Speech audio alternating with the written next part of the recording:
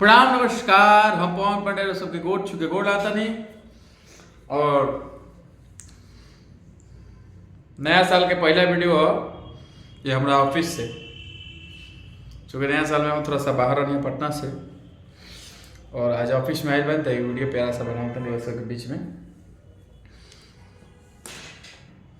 और बहुत सारा भोजपुरी खातिर खुशखबरी बा कि भोजपुरी के लगातार गाना ट्रेंडिंग मन में चल रहा बा। पहले खेसारी जी के चलल, नया साल का रहे तो फिर पवन जी के गाना आयल बा डीआरजे से और बहुत बेहतरीन गाना बा और वो भी ट्रेंडिंग में चलता है। तो भोजपुरी खातिर गर्व के बात बा। और साथ साथे रवा सब कल देखबे करनी पवन जी के बर्थडे में पूरा खेसारी जी के टोली जुटा रहे, सब लोग जुटा रहे और सब लोग एकजुटता के परचम लहरावल और तमाम लोग के दिखावल कि भोजपुरी भले लोग कहता कि टूटल बा लेकिन भोजपुरी एक बा और एक हमेशा रही। लेकिन आज शनिवार है और हम हमेशा के तरह एगो सैड सॉन्ग रवा सबके सुनाइए। तो सैड सॉन्ग सुनाए लेकिन नया साल के ढेर सारा शुभकामना आप तमाम लोग के। और जितना लोग बा ठंडा बहुत बा, थोड़ा सा ठंडा से परहेज कर लो, ठंडा बचाई लो। तेरे दर्द से दिल बाध रहा, कुछ भूल गए कुछ याद रहा, कुछ याद रहा। तेरे दर्द से दिल बाध रहा, तेरे दर्द से दिल बाध रहा, कुछ भूल गए कुछ याद रहा। लेकिन ना हिंदी बा और अपना अंदाज में कैसे क्या कहे के बा। हो कि नया साल में धोखा दिल बारू हो, कि नया साल में धोखा दिल बारू हो, बेवफा बने के मौका दिले बारू हो।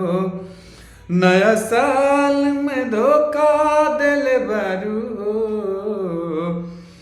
कि नया साल में धोखा दिल बारू हो, बेवफा बने के मौका दिले बारू हो।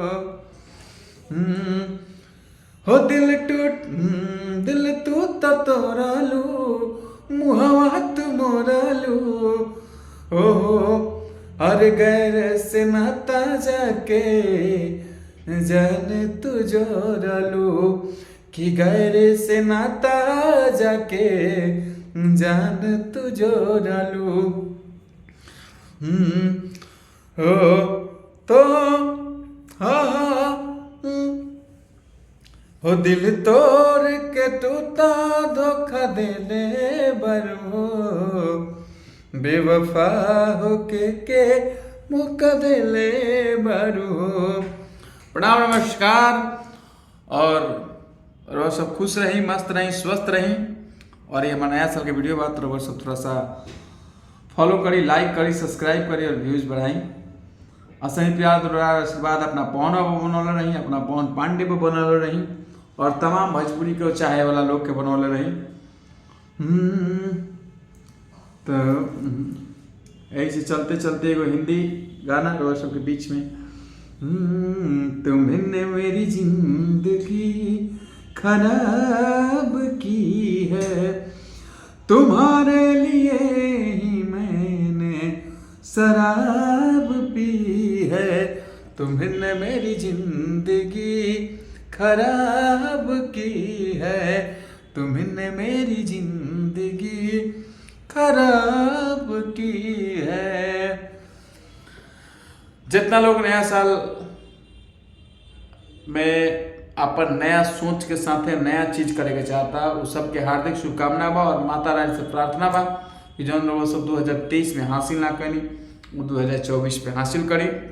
और साथ साथ एगो सूचना, हमारा गांव में कल से एगो यज्ञ शुरू होता। वो यज्ञ में जे भी जाए के चाहता अपने गांव के आसपास के लोग उस सब लोग में शामिल होके और आप सबके आशीर्वाद प्यार ऐसे ही मिल रहे। नमस्कार, प्रणाम, जय जय माता दी।